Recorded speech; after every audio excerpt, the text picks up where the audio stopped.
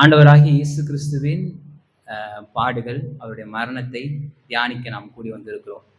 இது நமக்கு கிடைத்த ஒரு பாக்கியமாக நான் கருதுகிறேன். நான் நேற்று தினம் கூட அதான் நான் சொன்னேன். இது நமக்கு கிடைத்த ஒரு பாக்கியம். ஏன்னா, இது இந்த ஒரு வெளிப்பாடுன்றது தேவ தூதர்களை காட்டிலும் கர்த்தர் முதலாவது நமக்கு தான் இந்த வெளிப்பாடை கர்த்தர் கொடுத்திருக்கிறார். வேத வசனத்தின் மூலமாக நமக்கு இந்த வெளிப்பாடை கொடுத்திருக்கிறார். அதனாலதான் வசனம் சொல்லுது, கிறிஸ்தவ பிரசங்கங்களை கேட்க தேவ தூதர்கள் ஆசையா இருக்கிறாங்களாம். ஏன் ஆண்டவர் ஏன் இந்த பூமிக்கு வரணும், ஏன் பாடுபடணும், ஏன் மரிக்கணும், ஏன் இந்த இந்த மாதிரியான காரியங்களை அவர் செய்யணும்ன்றத சபைக்கு கர்த்தர் வெளிப்படுத்தி இருக்கிறார். இது நமக்கு கிடைத்த ஒரு பெரிய பாக்கியம். நமக்கு கிடைச்ச ஒரு பெரிய ஒரு வாக்கியமாக நான் கருதுகிறேன். குறிப்பா இந்த வேத பகுதி, இந்த வேத பகுதியில இந்த 19ஆம் அதிகாரம்ன்றது, யோவானன் சுவிசேஷம் 19ஆம் அதிகாரம்ன்றது ரொம்ப குறிப்பா நிறைய விஷயங்களை நமக்கு போதிக்குது. ஆண்டவராகிய இயேசு கிறிஸ்துவின் இந்த சுவிசேஷத்தை 4 கண்ணோட்டங்கள்ல எழுதியிருக்காங்கன்னு சொன்னேன். ஒன்று மத்தேயு ஒரு கண்ணோட்டத்தில் எழுதுறாரு, மார்க் ஒரு விதமான கண்ணோட்டத்தில் எழுதுறாரு, லூக்கா ஒரு கண்ணோட்டத்தில் எழுதுறாரு, யோவான் ஒரு கண்ணோட்டத்தில் எழுதுறாரு. இந்த 4 சுவிசேஷ புஸ்தகங்கள்லையுமே எல்லா சம்பவமுமே குறிப்பிடப்பட்டிருக்காது. ரொம்ப முக்கியமான சம்பவங்கள் தான் 4 சுவிசேஷத்திலையுமே குறிப்பிடப்பட்டிருக்கும். 4 சுவிசேஷத்திலையும் குறிப்பிடப்பட்டிருக்குன்னா அது ரொம்ப முக்கியமான சம்பவம்னு அர்த்தம். இது மாத்திரமல்ல, இதுல குறிப்பிடப்படாத இன்னும் அநேக சம்பவங்கள் இருக்கு. ஆண்டவராகிய இயேசு கிறிஸ்துவினால செய்த அற்புதங்கள் அப்படின்னு பாத்தீங்கன்னா, இதுல இந்த 4 சுவிசேஷ புஸ்தகங்கள்ல இருக்கிறது மாத்திரம் கிடையாது. குறிப்பா ஒரு 3 பேரை மட்டும் தான் அவரு உயிரோடு கூட எழுப்பினார்ன்ற மாதிரி இருக்கு. ஆனா ரியாலிட்டியில நிறைய பேர் என்ன பண்ணிருக்காங்க, நிறைய அற்புதங்களை, நிறைய காரியங்களை பெற்றுக் கொண்டிருக்கிறாங்க. அவைகள்லாம் எழுத போனா உலகம் கொள்ளாது, எதுவுமே நமக்கு பத்தாது அப்படின்றது அதை மென்ஷன் பண்றாரு. நம்முடைய ஆவிக்குரிய வாழ்க்கைக்கு பிரயோஜனமான தேவையான எடுத்துக்காட்டாக சொல்லப்படுகிற காரியங்கள் மாத்திரம் தான் நமக்கு குறிப்பிடப்பட்டிருக்கு. இந்த நம்ம குறிப்பா இந்த வருஷம் இந்த சிலுவை தியானங்களை நம்ம யோவான் எழுதின சுவிசேஷத்தின் அடிப்படையில் நம்ம செஞ்சுக்கிட்டு இருக்கிறோம். பாம் சண்டேயோடைய தியானமா இருந்தாலும் சரி, இந்த டேஸ்ல நம்ம எடுத்த தியானமா இருந்தாலும் சரி, நேற்று தினம் இந்த கெத்செமனே தோட்டத்துல அந்த சிலுவைக்கு நேராய் அவர் எப்படி ஆயத்தப்பட்டாரு அப்படின்றதைய நம்ம யோவான் சுவிசேஷம் 18ஆம் அதிகாரத்துல தான் நம்ம எடுத்தோம். இன்னைக்கு இந்த கல்வாரி சிலுவையை பற்றி தான இந்த தியானத்துல 2 கண்ணோட்டத்தின் அடிப்படையில தான் நம்ம இந்த செய்தியை நம்ம பார்க்க போகிறோம்.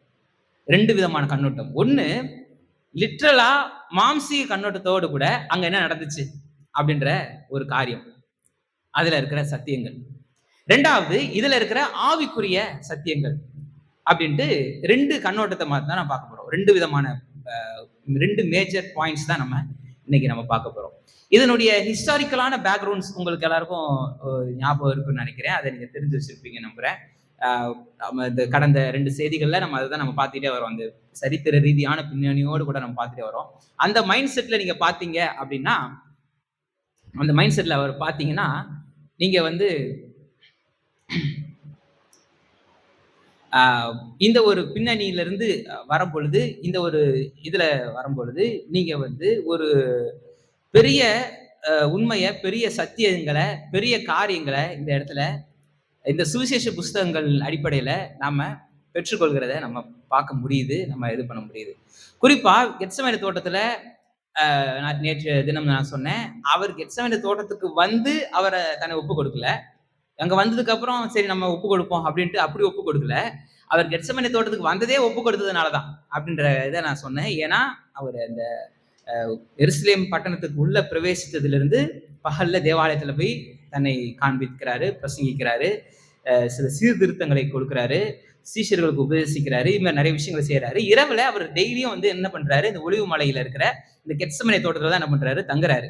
எதுக்குன்னா ரூட் போட்டு கொடுக்குறாரு. அந்த பண்டிகையின் காலகட்டத்துல அவங்க எங்கேயும் தேடி அலையாதபடிக்கு அவர் எங்க நைட் எங்க இருப்பாரு, எந்த இடத்துல தங்குவாருன்றத தெளிவாக அவங்க பிடிச்சிட்டு போறதுக்கு அவர் தன்னை ஒப்பு கொடுத்ததுனாலதான் கெத்செமனே தோட்டத்துக்கே வராரு அப்படின்றத பாக்குறோம்.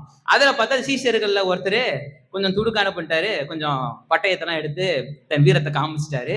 அப்ப சொல்றாரு, நான் இந்த பாருப்பா, நான் நினைச்சேன்னா வானத்துல இருந்து 12 லேகியோன் தேவதூதர்களை என்னால இறக்க முடியும்ன்றாரு. அதாவது நான் சொன்னேன், போர் சேவர்களுடைய கூட்டத்தோடனே அவங்க வந்தாங்க, அவரை பிடிக்க வந்தாங்கன்னும் பொழுது போர் சேவகர் கூட்டம் அப்படின்றத கோஹாத் அப்படின்ற வார்த்தையில தான் விவரிக்கிறாங்க. கோஹாத் அப்படின்னா 600 பேர் சேர்ந்த படை, 600 பேர் சேர்ந்ததுதான் கோஹாத். சரியா? 600 பேர் இருக்கிற அந்த படைப்பிரிவு பேர் கோஹாட். ஒரு லேகியோன் அப்படின்றது 10 கோஹாட். அப்ப 600 இன்டு 10 எவ்வளோ? 6000 பேர்.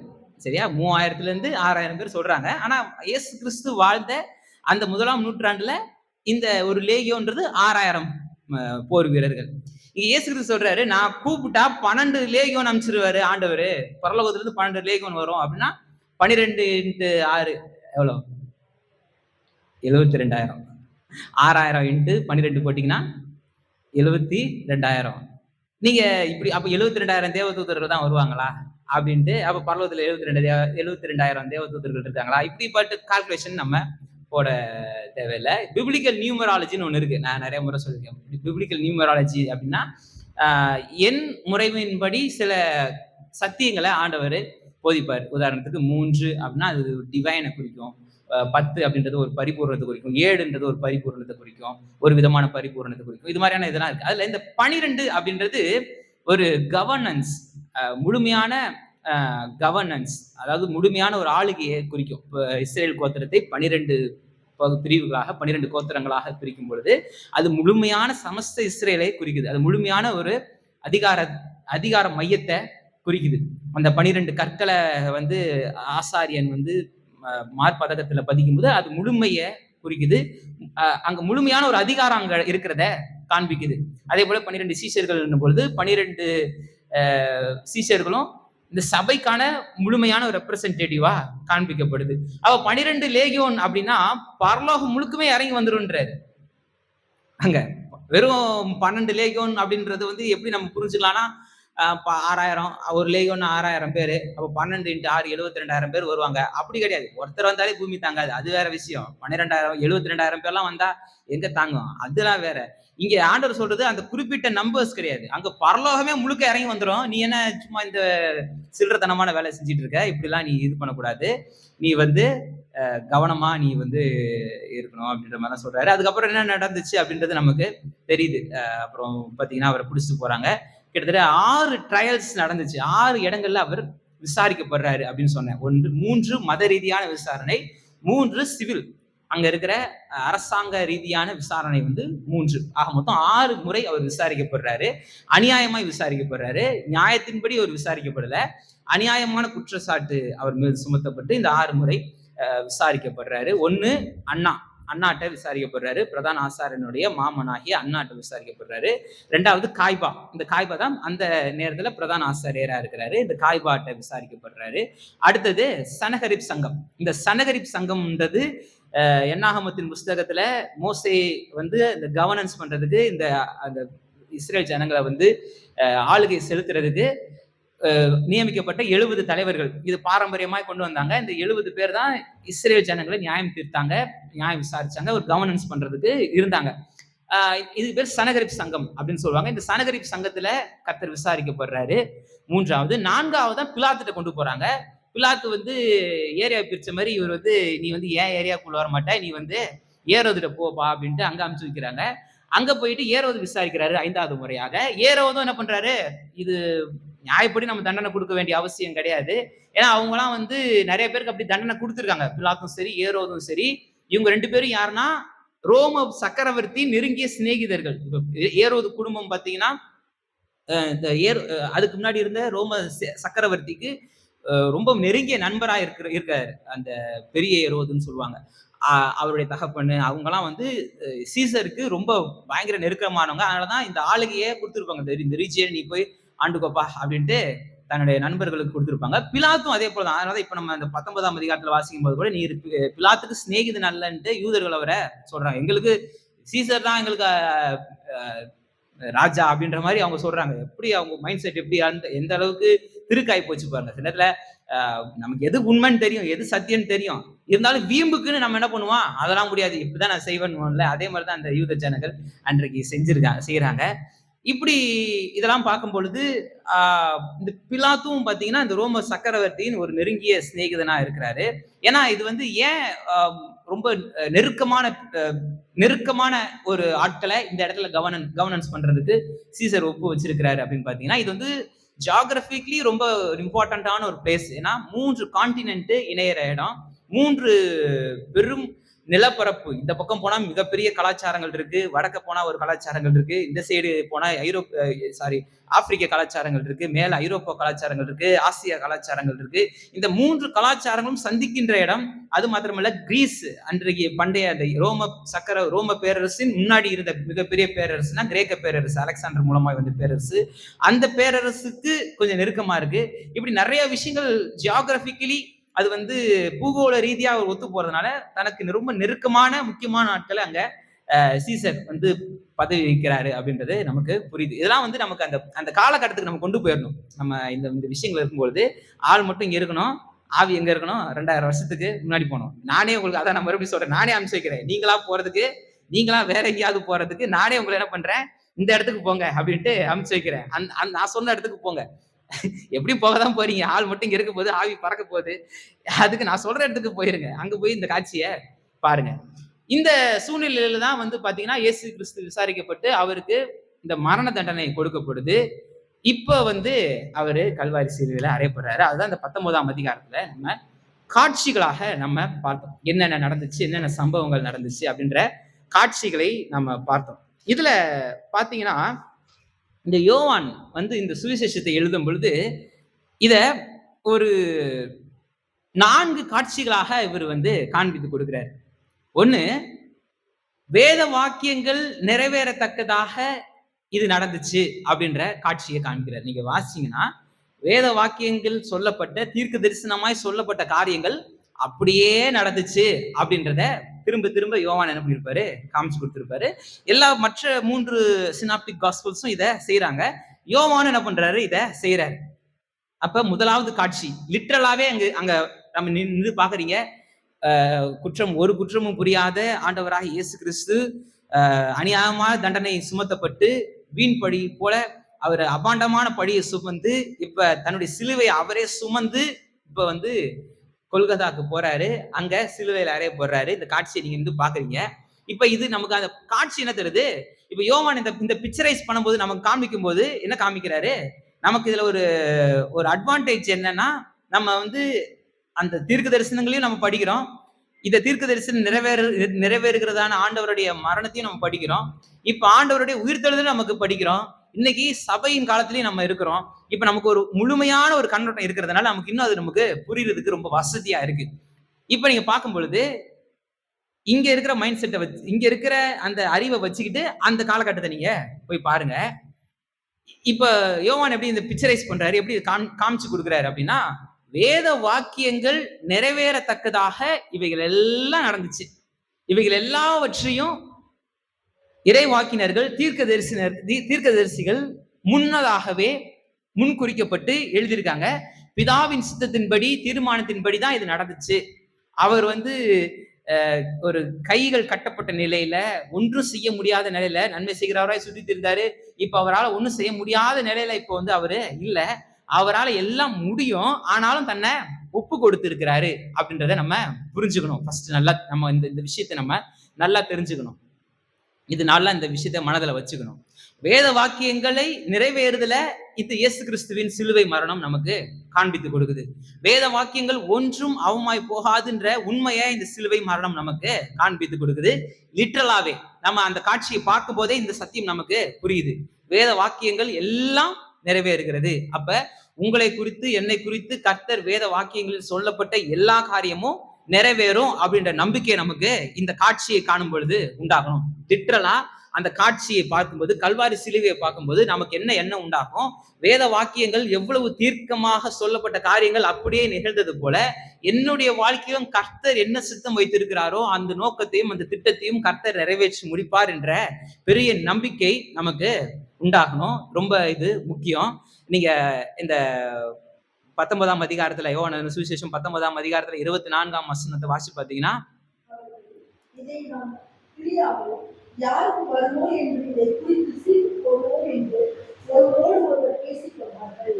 என் வஸ்திரத்தை தங்களுக்குள்ளே பகிர்ந்து என் உடையை சீட்டு போட்டார்கள் என்கிற வேத வாக்கியம் நிறைவேறத்தக்கதாக போர் செய்வதை இப்படி செய்தார்கள். நீங்க இது எங்க இருக்குன்னா, சங்கீதத்தின் புஸ்தகம் 22ஆம் சங்கீதத்துல 18ஆம் வசனம் அப்படியே இருக்கு. சங்கீதத்தின் புஸ்தகம் 22ஆம் சங்கீதம் 18ஆம் வசனம்.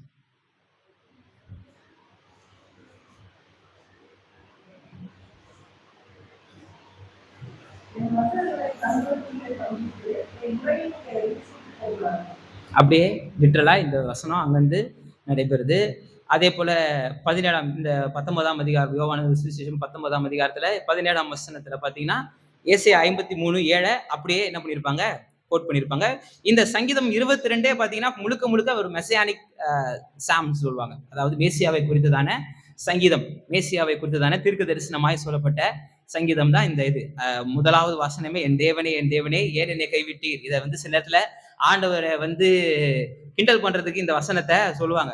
அறிவில்லாத முட்டாள்களாக என்ன பண்ணுவாங்க, என் தேவனே ஏன் என்னை கைவிட்டீர்னு அவரே சொன்னாரு அப்படின்னு. அவர் சொல்லலப்பா, ஏற்கனவே எழுதப்பட்ட வேத வசனத்தை தான் நாம சொல்ல வேண்டிய வார்த்தையை அவர் சொன்னாரு.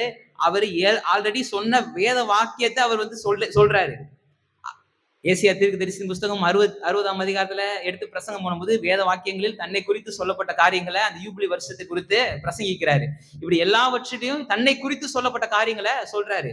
இங்க நாம பிதாவின் இடத்திலிருந்து புறம் தள்ளப்பட்டு பிதாவின் இடத்திலிருந்து பிரிக்கப்பட்டு பிதாவின் இடத்துல சேரும் ஸ்லாக்கியத்தை இழந்து அந்த பிரிவினையை அனுபவித்திருக்கிற நாம இப்ப ஏன் இந்த கைவிட்டீர் என்ற நிலையை அனுபவிக்க வேண்டிய நாம சொல்ல வேண்டிய வார்த்தைக்கு பதிலாக அவர் சொல்றாரு, ஏன் என்னை கைவிட்டீர் அப்படின்னு சொல்லிட்டு. அடுத்தது நீங்க 13ஆம் வசனத்துல இருந்து 18ஆம் வசனம் வரைக்கும் நீங்க வாசி பார்த்தீங்கன்னா அப்படியே சிலுவையை பற்றியதான காட்சியை இந்த இடத்துல காண்பித்து கொண்டிருக்கோம். 13ஆம் வசனத்துல இருந்து 18ஆம் வசனம் வரைக்கும் வாசிங்க. சங்கீதம் 22 13ல இருந்து 18.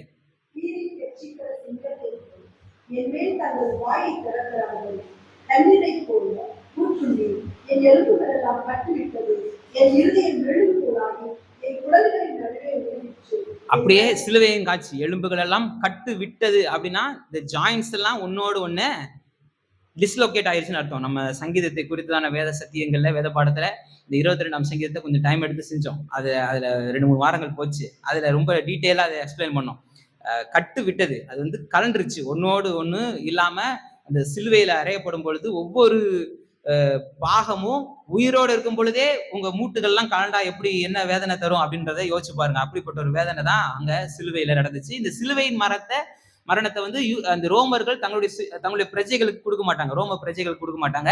ரொம்ப எக்ஸ்ட்ரீமா தப்பு பண்ணவங்க இந்த சீசர் அதாவது ரோம சக்கரவர்த்திக்கு எதிராக கலகம் செய்கிற மிகப்பெரிய ஒரு மக்களுக்கு மட்டும் இந்த ஒரு காரியங்களை செய்வாங்களே தவிர மற்றவங்களுக்குலாம் இந்த தண்டனை கொடுக்க மாட்டாங்க. ரொம்ப கொடிய மரணம், பிசிக்கலா மாத்திரமல்ல மென்டலாவும் இது ரொம்ப ஒரு டார்ச்சரை கொடுக்கிற ஒரு மரணம். அடுத்த வாசி.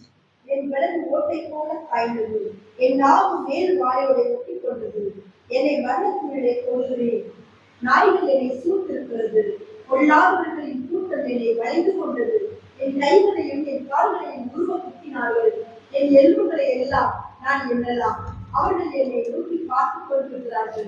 என் வஸ்திரங்களை தங்களுக்குள்ளே பங்கிட்டு என் உடையின் பேரில் சீட்டு போகிறார்கள். இல்ல 18 வரைக்கும்.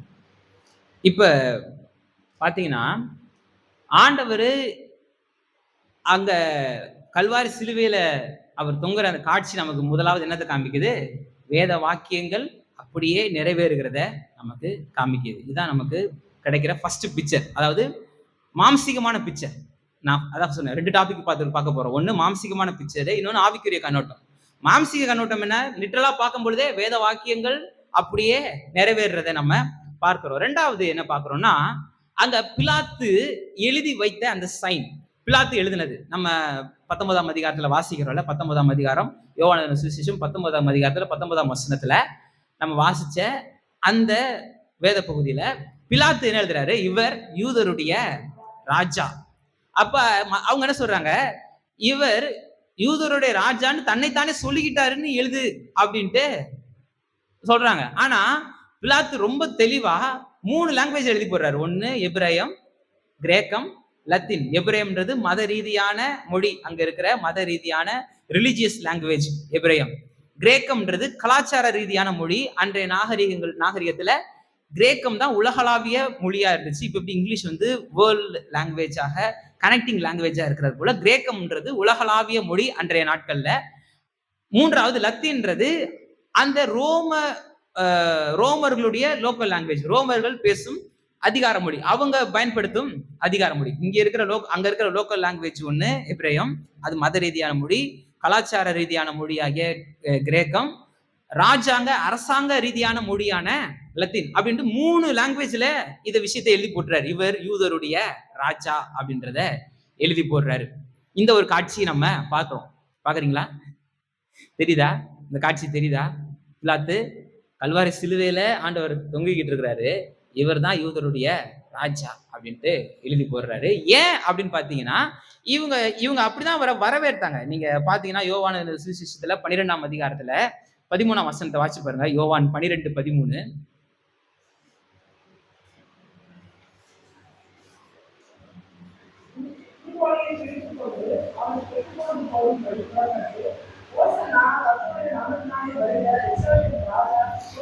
இஸ்ரவேலின் ராஜா ஸ்தோத்திரிக்க, இப்படிதான் அவரை வரவேற்கிறாங்க. இவர் ஸ்கிரிப்ட் எழுதி கொடுக்கல. நான் முன்னாடி போய்கிட்டு இருக்கிறேன், என்னை இது மாதிரி நீ இன்னைக்கு எப்படிதானே பண்றாங்க. இன்னைக்கு கட்சியில பார்த்தா இன்னைக்கு இந்த தேர்தல் பிரச்சார காலமா இருக்கு. எவ்வளவு ஸ்கிரிப்ட் தெரியுமா? பயங்கரமா இருக்கு. நான் போற மாதிரி போறேன், நீ விழுற மாதிரி விழு, நான் உன்னை தூக்கி விடுற மாதிரி தூக்கி விடுறேன். பக்காவா நடிக்கிறாங்க, ஆனா சரியா நடிக்கல. கரெக்டா என்ன பண்ணுது, காமிச்சு கொடுத்து இவங்க பக்காவா நடிக்கிறாங்கடா அப்படின்ட்டு காமிச்சு கொடுக்குது. எப்படியாவது மக்கள்கிட்ட ஏதாவது பண்ணி ஏதாவது செய்யணும் அப்படின்ட்டு உண்மையா நடக்கும்போது ரியலா செய்யறது வேற, அந்த எமோஷனை ரியலா காமிக்கிறது வேற. ரியலான எமோஷன்ன்றது கேப்சர் பண்ணா தெரிஞ்சிடும். இனி போலியா நீ எமோஷனை காமிச்சீங்கன்னா டக்குன்னு அது என்ன பண்ணும், காமிச்சு மாட்டிப்பீங்க. அப்படிதான் இன்னைக்கு தலைவர் நிறைய பேர் மாட்டிக்கிறாங்க. போற மாதிரி போயிட்டு இருக்கும் போதே டப்புன்னு விழுற மாதிரி விழுறாங்க. இவரு வண்டி எடுத்துட்டு போயிட்டு விழுந்துட்டீங்களான்னு தூக்கி விடுற, ஏன்டா இந்த பொழப்பு உனக்கு அப்படின்ற மாதிரி இருக்கு. இங்க அது மாதிரி ஆண்டவர், நான் போறேன், கழுதை மேல போறேன், என்னையா ராஜா வராருன்னு சொல்லு அப்படின்ட்டு அப்படிலாம் சொல்ல.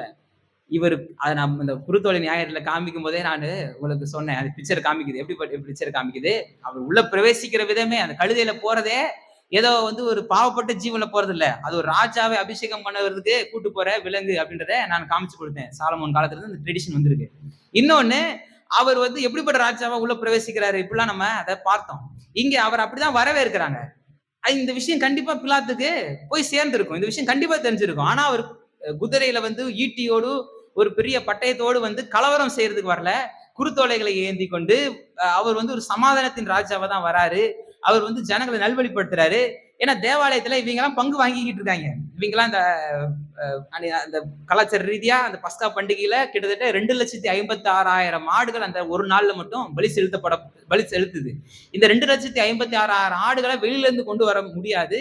அதனால இவங்க என்ன பண்ணுவாங்க, முன்னாடியே இதெல்லாம் ஆயத்தம் பண்ணி வச்சிருவாங்க. ஆவரேஜ் சொல்றேன், கரெக்டா 2,56,000 அப்படின்னு கேட்காதீங்க. இது ஒரு ஆவரேஜ் காமிக்கிறாங்க, கொஞ்சம் முன்ன பின்னா இருக்கலாம். டோட்டலா ஒரு ஆவரேஜ் எடுத்தா 2,56,000 ஆடுகள் அன்றைய பஸ்கா பண்டிகை அன்றைக்கு பலி செலுத்துறாங்க அப்படின்னு சொல்றாங்க.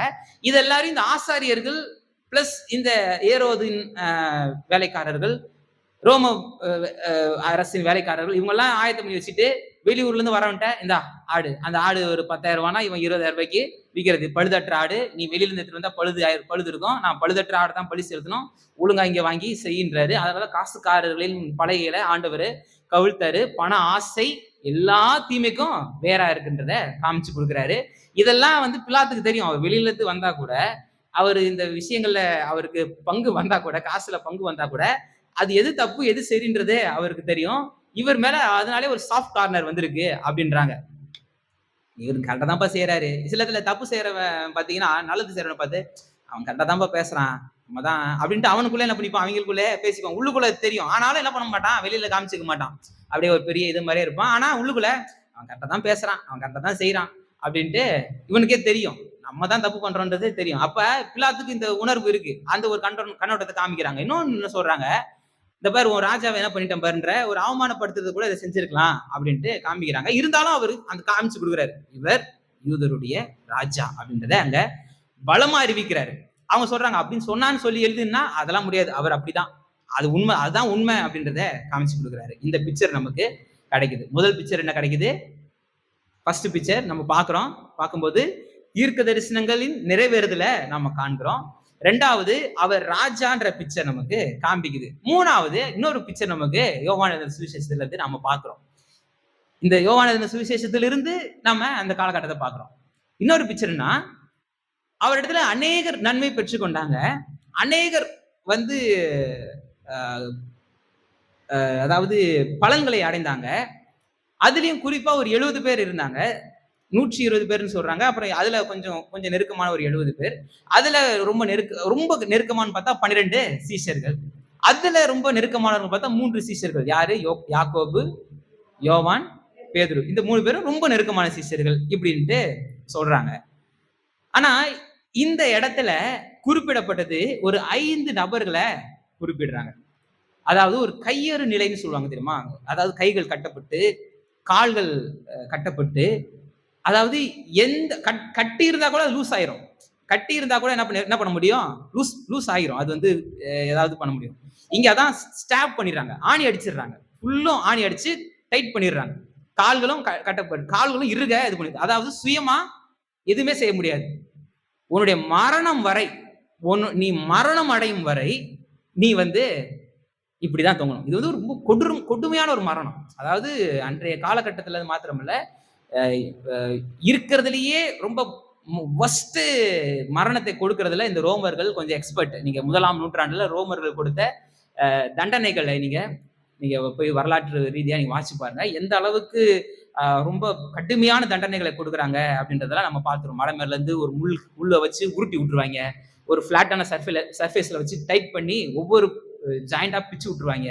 ஒரு வெண்கலத்தினால் செய்யப்பட்ட ஒரு எருது போல ஒரு உருவத்துக்குள்ள மனுஷனை போட்டு பூட்டி கீழே நெருப்பு வச்சு விட்டுருவாங்க. யோசிச்சு பாருங்க, ஒரு வெண்கலத்துக்குள்ள மனுஷனை போட்டு உள்ள டைட் பண்ணி பூட்டிட்டு கீழே நெருப்பு வச்சு விட்டா என்ன ஆகும்? மனுஷன் அலறி கூட என்ன பண்ண முடியாது, ஓட முடியாது. மலை மேல இருந்து உருட்டி விட்டுருவாங்க. தலைகளா சிலுவை அழைப்பாங்க, தோல் உரிச்சு சாவடிப்பாங்க. அதாவது ஒரு மனுஷனை எப்படிலாம் சித்திரவதை பண்ணி சாவடிக்கலான்ட்டு ரொம்ப டீட்டெயிலான நிறைய விஷயங்கள் இவங்க இந்த ரோமர்கள் செய்வாங்க. இது நமக்கு வரலாற்று ரீதியாக நமக்கு தெரியுது. அப்படிப்பட்டதுலயே ஃபர்ஸ்ட் வந்து இந்த சிலுவை மரணம். அவர் வந்து உன்னால இனிமே எதுவுமே செயல்பட முடியாது, உன்னோட மரணம் வரைக்கும் உன்னால ஒண்ணும் செய்ய முடியாதுப்பா அப்படின்றத காமிக்கிறது அந்த சிலுவை மரணம். அதுதான் அங்க நமக்கு பதிலாக நாம ஏற்றுக்கொள்ள வேண்டியது. அங்க நாம எப்படி மறிக்கணுமோ, நாம எப்படி ஒன்றும் செய்ய முடியாது, பாவத்தை மேற்கொள்ள முடியாம, பாவத்திலிருந்து தப்பிச்சு போக முடியாம, தேவனுக்கு பிரியமில்லாத வழிகளில தைரியமா போகிற, அதாவது வாண்டடா உள்ள போறோம், நம்மளால வெளியே வர முடியாத நிலையில இருக்கிறோம், அதுல இருந்து நம்ம தப்பிக்க முடியாத நிலையில இருக்கிறோம். அந்த நிலையை ஆண்டவர் ஏற்று அதை செய்யறாரு. இப்ப கூட நிக்கிறது யாருன்னு பார்த்தா ஒரு 5 பேர் மாத்திரம் தான் நிக்கிறாங்க. வாசிச்சு பாருங்க, 19ஆம் அதிகாரத்துல 25, 26 வாசி பாருங்க. யோவான் சுவிசேஷம் 19ஆம் அதிகாரம் 25, 26 வாசிங்க. எல்லாரும் பைபிள பாருங்க. அவருடைய தாயும் சகோதரி கிளேயோப்பா மரியாளும் மகதலேனா மரியாளும் நின்று கொண்டிருந்தார்கள். இப்ப எத்தனை பேர் இருக்காங்க? அடுத்தது யோவான் நிக்கிறாரு, தனக்கு அன்பா இருந்த சீஷன் நிக்கிறாரு. 4 பேர் தான் நிக்கிறாங்க, அது என்ன 5 பேருன்ற அப்படின்ட்டு கேட்கறது எனக்கு புரியுது. ஃபர்ஸ்ட் 4 பேரா 5 பேரான்றத பைபிளை பார்த்தா தான் தெரியும். பைபிளை பார்த்தா தான் எத்தனை பேர் இருக்காங்க, 4 பேரா 5 பேரான்னு பாருங்க. 4 பேர் மென்ஷன் படுத்தப்பட்டிருக்கு. ஆனா 5 பேர் எப்படின்னு பார்த்தீங்கன்னா, இயேசுவின் சிலுவையின் அருகே அவருடைய தாயும், அவருடைய தாய் ஆண்டவரை இயேசு கிறிஸ்துவினுடைய தாய் மரியாள், அடுத்தது தாயின் சகோதரி. அங்க வந்து ஒரு கமா போடல, தாயின் சகோதரி, அப்புறம் கிளியோப்பா மரியாள், அடுத்தது மகதலேனா மரியாள். 4 அதாவது இந்த தாயின் சகோதரி வந்து பேரு எங்க மென்ஷன் படுத்தப்பட்டிருக்கு அப்படின்னா, நீங்க மத்தேயு எழுதின சுவிசேஷம் 27ஆம் அதிகாரத்துல 56ஆம் வசனத்தை வாசிச்சு பாருங்க. 4 பேரா 5 பேரான்னு அப்ப தெரியும். மத்தேயு எழுதின சுவிசேஷம் 25ஆம் அதிகாரம் 56ஆம் வசனத்தை வாசிச்சு பாருங்க. 27ஆம் அதிகாரம் 56. மகதலேனா மரியாள், யாக்கோபு யோசே தாயாகிய மரியாள் 2, செபதேவின் குமாரனுடைய தாயும். செபதேவின் குமாரன் யாரு? யோவான். யோவானுடைய தாய் மரியாள். அப்புறம்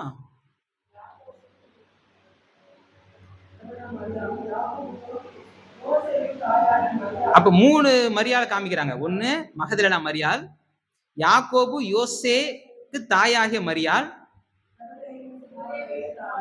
இந்த செபதேவின் குமாரன் யாரு அப்படின்னா யோவான். இவங்க தாய் பேர் என்ன?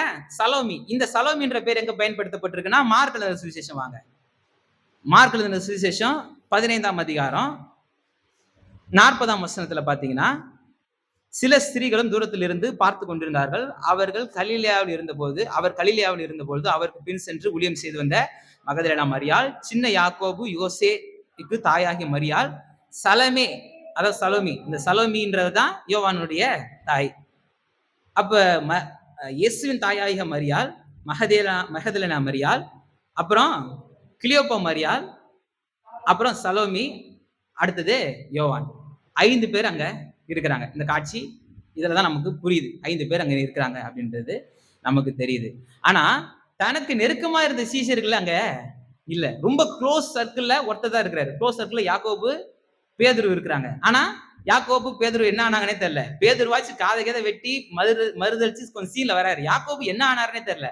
ஆனா கர்த்தர் இவங்களதான் எடுத்து பயன்படுத்தினார். அதுல எந்த விதமான சந்தேகமும் கிடையாது. இவங்க கர்த்தருக்காய் வல்லமையாய் எடுத்து பயன்படுத்தப்பட்ட மக்கள் தான்.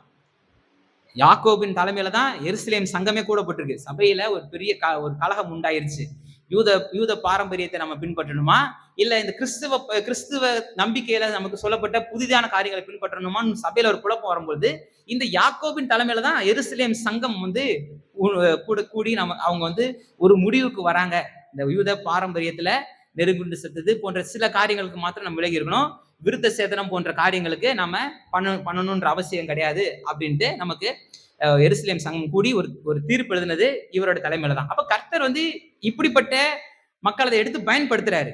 ஆனா கர்த்தர் பயன்படுத்த சித்தமுள்ளவரா இருக்கிறாரு. எப்ப பரிசுத்த ஆவியானவர் பெற்றுக் கொண்டதுக்கு அப்புறம் செய்யறாரு. ஆனா அந்த அன்றைய தினம் அந்த காட்சி நமக்கு என்ன காமிக்குது? அங்க அவரிடத்துல நன்மை பெற்றுக் கொண்டவங்க அவரிடத்துல இல்ல. அவரிடத்துல நெருக்கமானவங்க அவரிடத்துல இல்ல.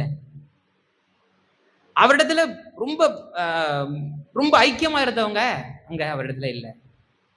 பாக்குறாரு, தன்னுடைய தாய் இருக்காங்க, அவங்களையும் பார்த்து என்ன பண்றாரு? அம்மான்னு கூப்பிடல, தாயன்னு கூப்பிடல, ஸ்திரீயேன்ட்டாரு.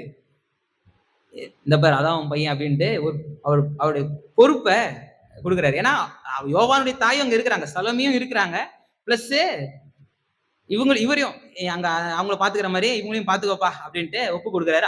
அதனாலதான் வரலாற்று ஆசிரியர்கள் சொல்றாங்க, மற்ற சீஷர்கள் எல்லார விட யோவான் கடைசியில தான் தன்னுடைய ஊழியத்தை ஆரம்பிச்சாரு. கிட்டத்தட்ட 90 வயசுக்கு அப்புறம் தான் ஊழியத்தை ஆரம்பிக்கிறாரு அப்படின்ட்டு சொல்றாங்க. ஏன்னா தன்னுடைய தாய், இயேசு கிறிஸ்துவனுடைய தாய், இவங்க எல்லாரையும் கரெக்டா பாத்துக்கிட்டு அவங்களுக்கு தேவையான காரியங்கள் எல்லாத்தையும் செய்து அவங்க எல்லாம் மறிச்சதுக்கு அப்புறம் தான் யோவான் தன்னுடைய ஊழியத்தையே ஆரம்பிக்கிறாரு அப்படின்ட்டு சொல்றாங்க. 90 வயதுக்கு அப்புறம் தான் அவர் இந்த நிருபங்களை எழுத ஆரம்பிக்கிறாரு. சுவிசேஷ புஸ்தகம், நிருபங்கள், வெளிப்படுத்தல் போன்ற புஸ்தகங்களை எழுதுறாரு. ஒரு ஊழியமே அப்பதான் ஆரம்பிக்குது அப்படின்ட்டு 88 80க்கு அப்புறம் தான் அவர் ஆரம்பிக்கிறாரு. 90க்கு அப்புறம் தான் ஆரம்பிக்கிறாரு. கிபி 90க்கு அப்புறம். அப்ப இந்த காட்சி, முதலாவது காட்சி தீர்க்க தரிசனங்கள் நிறைவேறுதலை காமிக்குது. 2வது காட்சி அவர் ராஜா அப்படின்ட்டு பிலாத்து ஒத்துக்கிட்ட அந்த காட்சி நமக்கு காண்பிக்குது. 3வது அவருக்கு நெருக்கமானவர்கள் அவரிடத்துல நன்மை பெற்றுக்கொண்டவங்க அங்க இல்ல அப்படின்றத நமக்கு காமிக்குது. 4வது அவருடைய சுப்ரீம் அத்தாரிட்டிய காமிக்குது. அங்க அந்த நிலையிலும் கூட மனுஷருடைய பார்வையில அவர் கைகள் கட்டப்பட்டு, அதாவது கைகள் கட்டப்பட்டுனா கைகள் ஸ்டாப் பண்ணிருக்காங்க, போட்டு ஆணி அடிச்சிருக்காங்க, டைட் பண்ணிட்டாங்க. இப்ப நீ ஒண்ணும் வெளியே வர முடியாது, நீ சாற வரைக்கும் அப்படிதான் அப்படின்ட்டு இது பண்றாங்க. ஆனா ஆண்டவர் அவர் அப்படிதான் இருக்கிற போன்ற தோற்றம் இருந்தா கூட, ஆனா அவர் என்ன பண்ணல, அப்படிலாம் இல்ல, அவரே தான் என்ன பண்ணி இருக்கிறாரு. மனுஷன் பார்வையில நம்ம அவரை இது பண்ணிட்டோம் அப்படின்ட்டு இருக்கான். பிசாசு பார்வையில நம்ம ஜெயிச்சிட்டோம் அப்படின்னு இருக்குது. ஆனா ஆண்டவர் நமக்கு பதிலா அதை ஏற்றுக்கொள்ளணுன்றதுக்காக அவர் என்ன பண்ணிட்டாரு, அதை ஒப்பு கொடுத்து தன்னை வச்சிருக்கிறாரு. நீங்க நினைக்கிறீங்களா அவரால் இறங்கி வர முடியாதுன்னு? நம்ம யாரும் அப்படி நினைக்கவே முடியாது. அப்படி நினைக்கவே முடியாது. அவர் நினைச்சாருன்னா என்னமோ பண்ணிருக்கலாம். அவர் அதெல்லாம் ஒரு விஷயமே கிடையாது. அவர் அதே நேரத்துல அவரு தெய்வீக தன்மை இருக்கு. அதே நேரத்துல அவருக்கு ஆணி அடிக்கும் போது அவர் தெய்வமாச்சே, வலிக்காதெல்லாம் கிடையாது. 100% மனுஷன். உங்க காயில எப்படி ஒரு ஆணி எடுத்து 9 இன்ச்சு அவர் ஆணி எடுத்து அடிச்சா எப்படி வலிக்குமோ அதே போலதான் அவருக்கு வலிச்சிச்சு. தன் சரீரத்திலிருந்து கடைசி சொட்டு ரத்தத்தையும் நமக்காக சிந்தி இருக்கிறார். அந்த வலிய, அந்த வேதனைய, அந்த பாடுகளை அவர் பொறுத்து நமக்கு சமாதானத்தை உண்டு பண்ணும் ஆக்கினிய அவரு சுமந்தார். அவருடைய தழும்புகளால் நாம சுகமாகும். சரியா? இந்த காட்சி நமக்கு வெளிப்படுது ஆண்டவருடைய இந்த காட்சி, இந்த கல்வாரி காட்சி. ஆனா பாருங்க, நீங்க அடுத்தது 4வது அந்த விஷயத்துல பாருங்க, 28ஆம் வசனம், யோவான் சுவிசேஷம் 19ஆம் அதிகாரத்துல 28ஆம் வசனத்துல பாத்தீங்கன்னா, எல்லாம் முடிந்தது என்று இயேசு அறிந்து வேத வாக்கியம் நிறைவேறத்தக்கதாக தாகமா இருக்கிறேன் இப்ப கூட வேத வாக்கியம் நிறைவேறத்தக்கதாக சங்கீதம் 69:21 சொல்லப்பட்ட அந்த வார்த்தை, ஒரே ஒரு வார்த்தை மட்டும் மிஸ் ஆயிடுச்சுப்பா, இருப்பா சொல்லிக்கிறேன் அப்படின்ட்டு அதையும் என்ன பண்றாரு சொல்றாரு. சொல்லிட்டு மகா சத்தமாய், இந்த மகா சத்தமாய் அப்படின்றது மத்தேயு 27:50 மார்க்ல 15:37 மகா சத்தமாயின்ற இந்த ஒரு டேர்மை அப்படி எழுதுறாங்க. ரொம்ப சத்தம் போட்டு ஜீவனை விட்டார். எப்படி இந்த காட்சி எதை காமிக்குது அப்படின்னா, ஒரு ஆசாரியன் இந்த பஸ்கா பலிய எப்படி கர்த்தருக்கு மகிமையை செலுத்தி எங்களை விடுவித்த தேவனே அப்படின்ட்டு எங்களை அந்த அந்த விடுதலையை நீர் கொடுத்தீரே அப்படின்ட்டு மகா சத்தம் போட்டு அந்த பலியை செலுத்துறான். ஒரு ஆசாரியன் செலுத்துறது போல இவர் தான் ஆசாரியன், இவர் தான் பலியாடு. புரியுதா? இவர் பிரதான ஆசாரியன், அதே நேரத்துல இவர் தான் அந்த பலியே. இவரே அந்த பலி என்ன பண்றாரு, செலுத்துறாரு. இன்னொருத்தர் செலுத்தல. மனுஷன் பார்வையில் அவர் கைகள் இப்படி இருக்குது, அசைக்க முடியாது, இறங்கி வர முடியாது, அங்கதான் இருக்கிறாரு, அவரால் ஒன்னும் செய்ய முடியாதுன்னு நினைச்சிட்டு இருக்கிறான். ஆனா அவர் அந்த நேரத்துல அவர் செலுத்தினது அந்த ஜீவ பலியாக தன்னையே அங்க ஒப்பு கொடுக்கிறத பார்க்க முடியுது. இன்னும் லூக்கா எழுதின சுவிசேஷம் 29 39 43 வரைக்கும் வாசிச்சு பாத்தீங்கன்னா, அந்த 2 கள்ளர்கள் இடையே அவர் பேசின அந்த கான்வர்சேஷன், அந்த நேரத்துல நீ இந்த நேரத்துல என்னோட கூட பரதேசில இருப்பாயின்ற ஒரு பெரிய ஒரு அத்தாரிட்டியை வெளிப்படுத்துறாரு. அந்த நேரத்திலையும் தன்னுடைய அத்தாரிட்டிஸ் அவரு வச்சிருக்கிறாரு. முழு அதிகாரத்தோடு கூட தான் அவர் அங்க அந்த சிலுவையில இருக்கிறாரு. அப்ப 4 காட்சிகள் இந்த இடத்துல வெளிப்படுது. 1, தீர்க்க தரிசனங்கள் நிறைவேறுதலை பாக்குறோம். 2வது, அவர் ராஜான்ற சைன அந்த போர்டை நம்ம பாக்குறோம். 3வது என்ன காட்சி, அவங்க கூட இருந்தவங்க யாருமே இல்லை, ரொம்ப நன்மை பெற்றுக்கொண்டவங்க யாருமே இல்லை அப்படின்ற காட்சி நமக்கு பாக்குறோம். 4வது, அவருடைய அத்தாரிட்டியை பாக்குறோம். அந்த நேரத்தில் அவர் தன்னுடைய ஜீவனை அவரே விடுறத பாக்குறோம். யாராவது தன்னுடைய ஜீவனை அப்படி விட முடியுமா? யாரும் செய்ய முடியாது. எந்த மனுஷனும் செய்ய முடியாது. யாராவது செய்ய முடியுமா? தன்னுடைய ஜீவனை நம்மளே விட்டுக்கலாம். அதாவது நான் சொல்ற தற்கொலை பண்றது அது கிடையாது. அந்த இதுக்கு யோசிக்காதீங்க, அந்த மாதிரி கிடையாது. தன்னுடைய ஜீவனை வெளியே போற அதிகாரம் ஒரு மனுஷனுக்கு சுயமா கிடையாது. எந்த விதமான இது இல்லாம சுயமா கிடையாது. ஆனா இயேசு கிறிஸ்து அந்த அதிகாரத்தை காண்பிக்கிறாரு. ஒரு பிரதான ஆசாரியன் ஒரு பலியை எப்படி பலி செலுத்துவானோ அந்த பலியை காண்பிக்கிறாரு. ஒரு பாயிண்ட் தான் முடிச்சிருக்கோம். 4 விஷயம் பார்த்தோம். இதெல்லாம் ஒரு பாயிண்ட் தான். இது ஒரு மாம்சீக கண்ணோட்டத்தை காண்பிக்குது. இந்த கல்வாரி காட்சி இப்ப நமக்கு தெரியுது. இப்ப அங்க நிக்கிறோம்.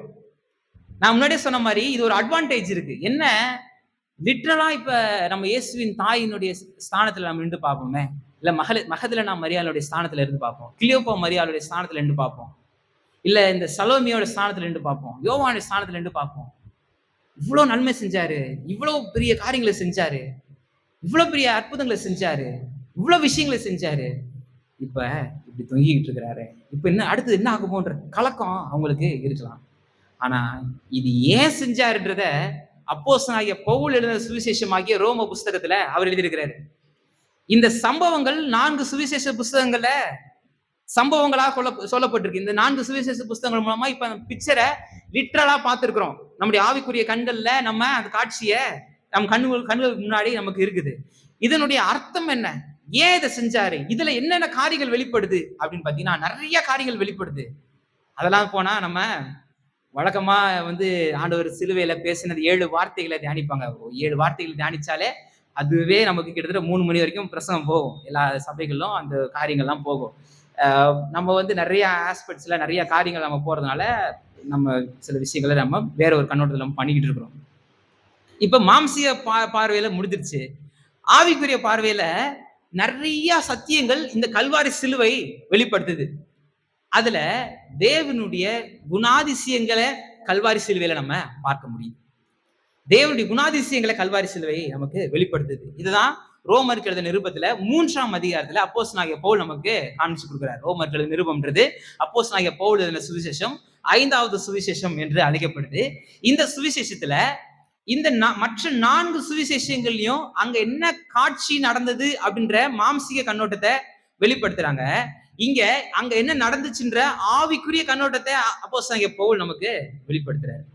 இப்ப இதை அறிஞ்சு கொள்றீங்களா? ஆல்ரெடி ஆவியில போனீங்கல்ல, வந்துருங்க. ஆவிய திரும்ப கொண்டு வாங்க. வாப்பா 2026க்கு வாப்பா, 1ஆம் நூற்றாண்டில் நிக்காதப்பா, எருசலேம்ல கொல்கத்தா மலையில நிக்காதப்பா. இந்த கபால ஸ்தலம் இருக்குல்ல, அதை பத்தி சமீபத்துல ஒரு ரிசர்ச் படிச்சுட்டு இருந்தேன். ஏன் அதுக்கு வந்து கபால ஸ்தலம், ஏன் வந்து கபாலம் அது புரியுது. கபால ஸ்தலம் ஏன் வந்து அதுக்கு பேர் வச்சாங்க அப்படின்னு பார்க்கும்பொழுது, ஆதாம வந்து அந்த இடத்துல புதைச்சாங்களாம். ஆதாம் இருந்தார்ல, முதல் மனுஷன் ஆதாம் வந்து 930 வயதுல மரிக்கும் பொழுது அவரை பரியல் பண்ண இடம் தான் இந்த இடம். அதனாலதான் வந்து அது கபாலஸ்தலம் அப்படின்ட்டு பேர் வந்துச்சுன்ற சில தீசிஸ் வந்து வரலாற்று ரீதியா சொல்றாங்க. சிலர் என்ன சொல்றாங்க, அந்த அந்த அமைப்பு, அந்த பாறையின் அமைப்பே ஒரு மண்டவோடு போல தெரியுது, அதனாலதான் கபாலஸ்தலம் அப்படின்ட்டு சொல்றாங்கன்ட்டு நிறைய விஷயங்கள் படிச்சேன். இன்ட்ரெஸ்டிங்கா நிறைய இது மாதிரி படிங்க, தேடி தேடி படிங்க. நிறைய விஷயங்கள் படிக்க படிக்க உங்களுக்கு உண்மையிலேயே நிறைய விஷயங்கள் கற்றுக்கொள்வீங்க. பேக்ரவுண்ட் ஸ்டடிஸ்லாம் நிறைய போய் இப்போ வந்துட்டீங்களா? 2026 வந்துட்டீங்களா? இப்போ இதனுடைய ஆவிக்குரிய கண்ணோட்டத்தை பார்ப்போம்.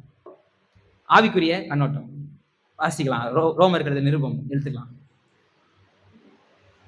ரோமர் கழுத நிருபம் 3ஆம் அதிகாரத்துல எடுத்துக்கோங்க. 21ஆம் வசனத்திலிருந்து 31ஆம் வசனம் வரைக்கும் நம்மள ஒருத்தர் சத்தமாக வாசிக்கலாம். ரோமர் கழுத நிருபம் 3ஆம் அதிகாரம் 21ஆம் வசனத்திலிருந்து 31ஆம் வசனம்.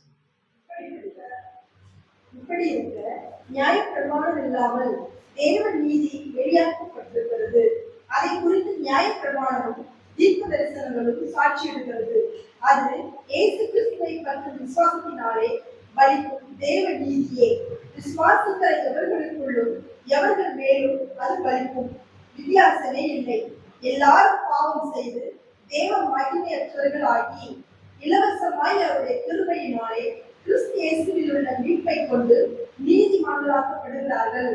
தேவன் பொறுமையாக இருந்த முற்காலத்தில் நடந்த பாவங்களை தாம் பொறுத்துக் கொண்டதை குறித்து தம்முடைய நீதியை காண்பிக்கும் பொருட்டாகவும் தாம் நீதியுள்ளவர் இயேசுவினிடத்தில் விசுவாசமாயிருக்கிறவனை நீதிமானாக்குகிறவருமாய் விளங்கும்படி இக்காலத்திலே தமது நீதியை காண்பிக்கும் பொருட்டாகவும் கிறிஸ்து இயேசுவினுடைய இரத்தத்தை பற்றும் விசுவாசத்தினாலே பலிக்கும் குர்பான வழியாக அவரையே ஏற்படுத்தினார். இப்படி இருக்க மேன்மை பாராட்டல் எங்கே? அது நீக்கப்பட்டதே. எந்த பிரமாணத்தினாலே? கிரியா பிரமாணத்தினாலேயா? அல்ல, விசுவாச பிரமாணத்தினாலேயே. ஆதலால் மனுஷன் நியாய பிரமாணத்தின் கிரியைகள் இல்லாமல் விசுவாசத்தினாலேயே நீதிமானாக்கப்படுகிறார் என்று தீர்க்கிறோம். தேவன் யூதருக்கு மாத்திரமா தேவன்? புறஜாதிகளுக்கும் தேவன் அல்லவா? ஆம், புறஜாதிகளுக்கும் அவர் தேவன்தான். விருத்த சேதனம் உள்ளவர்களை விசுவாசத்தினாலும் விருத்த சேதனம் இல்லாதவர்களை விசுவாசத்தின் மூலமாயும் நீதிமன்றங்கள் ஆக்குகிற தேவன் ஒருவரே. அப்படியானால் விசுவாசத்தினாலே நியாய பிரமாணத்தை அவமாக்குகிறோமா? அப்படி அல்ல, நியாய பிரமாணத்தை நிலை நிறுத்துகிறோமே. கல்வாரி காட்சியின் 4 காரியங்களை பார்த்தோம். லிட்டரலா அங்க என்ன நடந்துச்சு அப்படின்ற 4 சத்தியங்களை பார்த்தோம். இந்த ஆண்டவர் பரிசுத்தம் உள்ளவர், இவர் வந்து குற்றமற்றவர், இவர் மாசில்லாதவர், இவர் பாவ பண்புகளுக்கு விலகினவர். அது மாத்திரமல்ல, இவர் இப்ப வானங்களில் மேலாய் உயர்ந்தவர் அப்படின்றத எபிரேய நிருபத்துல 4ஆம் அதிகாரத்துல 14ஆம் வசனத்துல நம்ம பார்க்கிறோம். எபிரேய நிருபத்தின் அடிப்படையில் நம்ம பார்க்கும்போது இந்த 5 காரியங்கள் நான் சொன்னேன். பெரிய பெரிய சத்தியங்கள். அவர் பரிசுத்தர், அவர் வந்து குற்றம் இல்லாதவர், அவர் மாசு இல்லாதவர், ஒரு பாவ பண்புகளுக்கு விலகினவர், அவர் வானங்களுக்கு மேலாய் இப்ப உயர்ந்து சிங்காசனத்துல அமர்ந்திருக்கிறவர். இந்த இயேசு கிறிஸ்து கல்வாரி சிலுவையில அவர் செய்த இந்த காரியம் நமக்கு நாம வாசிச்ச இந்த 21ஆம் வசனத்திலிருந்து 31ஆம் வசனம் வரைக்கும் வாசிச்ச இந்த பகுதியில ஒரு 4 முக்கியமான சத்தியங்களை நமக்கு காண்பித்து கொடுக்குது. தேவனுடைய பண்புகளை நமக்கு காண்பித்து கொடுக்குது. தேவனுடைய பண்புகள் கல்வாரி சிலுவையில வெளிப்படுது. இதனுடைய அர்த்தம் நம்ம பார்க்கிறோம், லிட்டரலா பார்க்கிறோம். பார்த்தா தீர்க்க தரிசனங்கள் நிறைவேறத பார்த்தோம். பாத்தீங்களா? ஆவியில போய் பார்த்துட்டு வந்தீங்களா? தீர்க்க தரிசனம் நிறைவேறத பார்த்தோம். சைன் போர்டை பார்த்தோம். இவர் தான் யூதருடைய ராஜான்ற சைனை பார்த்தோம். அவர்கிட்ட நன்மை பெற்றுக்கொண்டவங்க அங்க இல்லைன்றத பார்த்தோம். அவர் சிலுவையில தொங்கிட்டு இருக்கும் போதே அவர் எவ்வளவு பெரிய அதிகாரத்தை வச்சிருந்தாருன்றத பார்த்தோம். இந்த 4 காரியங்கள் நம்ம லிட்டரலாவே பார்த்துட்டு வந்தோம். யோவான் மூலமா நம்மளை வந்து யோவான் கூட்டிட்டு போய் அந்த காட்சி காமிச்சிட்டாரு. இப்ப பவுல் என்ன காமிக்கிறாரு? இதனுடைய அர்த்தத்தை காமிக்கிறாரு. இந்த கல்வாரி சிலுவையில தேவனுடைய குணாதிசயத்தை நாம பார்க்க முடியுது. முதலாவது என்ன? இந்த ரோமர்கள் நிருபம் 3ஆம் அதிகாரம் 25ஆம் வசனம் சொல்லுது பாருங்க. தேவன் பொறுமையாயிருந்த முற்காலத்தில் நடப்பித்த பாவங்கள் தாம் பொறுத்து கொண்டதை குறித்து தம்முடைய நீதியை காண்பிக்கும் பொருட்டாகவும் தாம் நீதி உள்ளவரும் இயேசுவினிடத்தில் விசுவாசமாய் இருக்கிறவனை நீதிமானாக்குகிற வருமாய். இப்ப நீதின்றது எந்த விதமான குற்ற உணர்வு, தாழ்வு மனப்பான்மை, ஆக்கினை தீர்வின் உணர்வு இல்லாமல் தேவனுக்கு முன்பாக நிற்கும் நிலை அப்படின்றது E.W. கென்னன் சொல்றாரு. எந்த விதமான ஒரு குற்ற உணர்வு இல்லாம, ஆக்கினை தீர்வின் உணர்வு இல்லாம தேவனிடத்தில் தைரியமாய் சேரும் சாக்கியம் தான் நீதி. இந்த நீதியை நாம பெற்றுக்கொண்டாமான்னு கேட்டா சுயமாய் நாம பெற்றுக்கொள்ள ஆண்டவர் தன்னுடைய கல்வாரி சிலுவையின் மூலமா இந்த நீதியை கொடுத்திருக்கிறாரு. ஆனா இந்த கல்வாரி காட்சி நமக்கு ஒரு சத்தியத்தை புரிய வைக்குது. இந்த ஆண்டவர் நீதி உள்ளவர். யாத்திராமத்தின் புஸ்தகம் 34ஆம் அதிகாரத்துல 6ஆம் வசனம் 7ஆம் வசனத்தை வாசிச்சு பாருங்க. யாத்திராமத்தின் புஸ்தகம் 34ஆம் அதிகாரம் 6ஆம் வசனம் 7ஆம் வசனம்.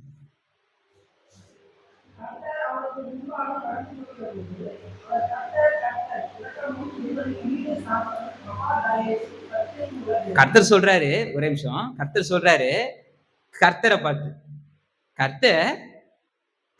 சொல்றாரு, கர்த்தர் நீதி உள்ளவர். சொல்லுங்க.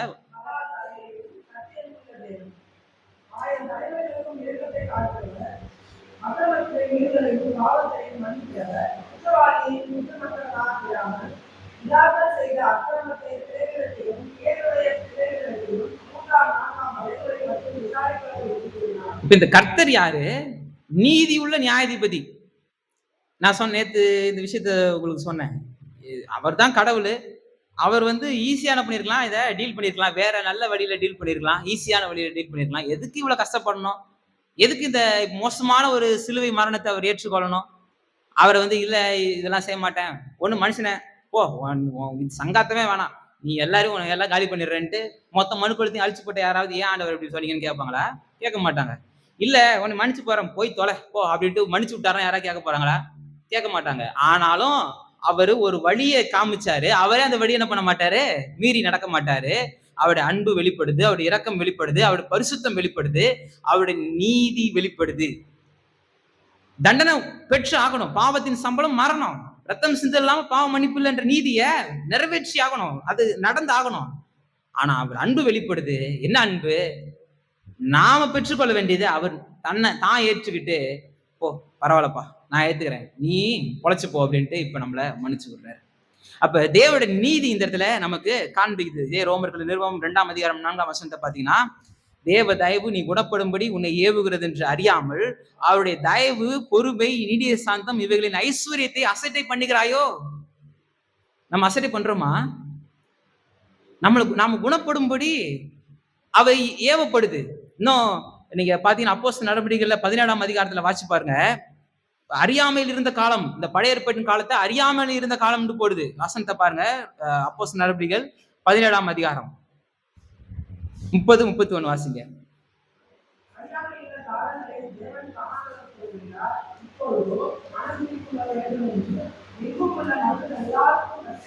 இப்ப பாருங்க, அந்த பழைய ஏற்பாட்டின் காலத்தை அறியாமையில் இருந்த காலம்ட்டு ரொம்ப சூப்பரா இந்த இடத்துல மென்ஷன் பண்றாங்க. அது 31ஆம் வசனம் இன்னும் சூப்பரா சொல்லுது பாருங்க. அதிலே அவர் தாம் நியமித்த மனுஷனை கொண்டு பூலோகத்தை நீதியாய் நியாயம் தீர்ப்பார். அந்த மனுஷனை மருத்துவரிலிருந்து எழுப்பினாலே அதன் நிச்சயத்தை எல்லாருக்கும் விளங்கப்படுகிறார். நம்முடைய ஆண்டவர் நீதி உள்ளவர். அது மாத்திரமல்ல, நீதியை அளிப்பவர். அது மாத்திரமல்ல, அவர் நீதி உள்ள நியாயாதிபதி. அவர் நீதி உள்ளவரா இருந்தாரு. அந்த நீதியை நமக்கு அளிச்சிருக்கிறாரு. ஒரு நாள் நீதி உள்ள நியாயாதிபதியா நிற்க போகிறார். அப்ப இந்த கல்வாரி சிலுவை தேவனுடைய நீதி அப்படின்ற குணாதிசயத்தை நமக்கு காண்பித்து கொடுக்குது. கலாத்தியருக்கு எழுதின புஸ்தகம் நிருபத்துல 3ஆம் அதிகாரம் 11ஆம் வசனத்தை வாசிச்சு பாருங்க. மயக்கமா இருக்கா? இல்ல பைபிள் எல்லாம் திருப்புங்க. அப்ப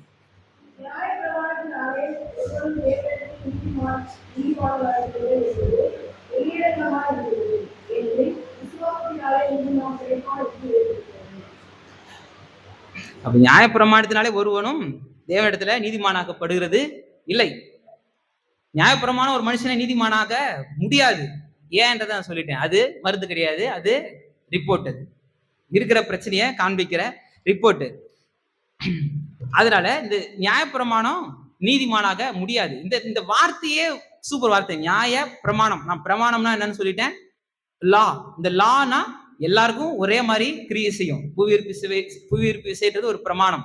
அந்த பிரமாணம்ன்றது எல்லாருக்கும் ஒரே மாதிரி தான் வேலை செய்யும். அதே போல நியாய பிரமாணம்ன்றது அது எல்லாருக்கும் ஒரே மாதிரி தான் வேலை செய்யும். இத மீறும் பொழுது என்ன ஆயிருது? பாவம். இதை வந்து செயல்படுத்த முடியாது. மனுஷனுடைய பாவ நிலைன்றது இந்த நியாயப்பிரமாணம் நமக்கு காண்பித்து கொடுக்குது. இதே கலாத்தியர்கள் நிருபத்துல 3ஆம் அதிகாரம் 13ஆம் வசனத்துல பாத்தீங்கன்னா, மரத்திலே தூக்கப்பட்டவன் எவனும் சபிக்கப்பட்டவன் என்று எழுதியிருக்கிறபடி கிறிஸ்து நமக்காக சாபமாகி நியாயப்பிரமாணத்தின் சாபத்திற்கு நம்மை நீங்களாக்கி மீட்டு கொண்டார். மரத்திலே தூக்கப்பட்டவன் சபிக்கப்பட்டவன் என்று பழைய ஏற்பாட்டுல எழுதப்பட்டிருக்கு. இங்க கிறிஸ்து மரத்திலே தூக்கப்பட்டது நிமித்தமா அந்த காட்சியை போய் பார்த்துட்டு வந்தீங்கல்ல, அது எதுக்குன்னா இந்த நியாயப்பிரமாண சாபத்தை சுமந்து இந்த நியாயப்பிரமாணத்தின் சாபத்திற்கு நீங்களாக்கி நம்ம மீட்டு கொண்டாராம். அதுக்காக தான் இது நடந்துச்சு. போய் பார்த்துட்டு வந்தீங்கல்ல. ஏன்னா இதுதான் பவுல் சொல்றாரு. நீங்க பார்த்த காட்சியா யோவான் காமிக்கிறாரு. பவுல் என்ன காமிச்சுக்கிறாரு? அதனுடைய அர்த்தத்தை கூட இருந்து சொல்ற காதல பாரு, ஏன் மரத்துல தூக்குறாங்க அப்படின்னா இதுக்கான ரீசன் இதுதான் அப்படின்ட்டு நம்ம காதல சொல்றாரா? கேக்குதா? மயக்கமா இருக்கா? வெயில் ஏற ஏற அப்படியே இதா இருக்குதா?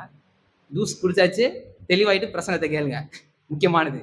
அடுத்தது, இந்த கல்வாரி காட்சி நமக்கு இன்னொரு பிக்சரை காமிக்குது, இன்னொரு சத்தியத்தை நமக்கு வெளிப்படுத்துது. முதலாவது, இந்த ஆண்டவர் நீதி உள்ளவர்ன்றத இந்த குணாதிசயத்தை காண்பிக்குது. ரெண்டாவது, இந்த ஆண்டவர் கிருபை உள்ளவர் அப்படின்றத இந்த சத்தியம் நமக்கு காமிச்சு கொடுக்குது. இந்த நீதி உள்ளவர் போது இன்னும் பாத்தீங்கன்னா 2 கொரிந்தியர் புஸ்தகம் இன்னும் 2-3 வசனத்தை வாசிட்டு போவோம். 2 கொரிந்தியரின் புஸ்தகம் 15ஆம் அதிகாரம் 21ஆம் வசனத்தை வாசிங்க. 2 கொரிந்தியர் 5:21.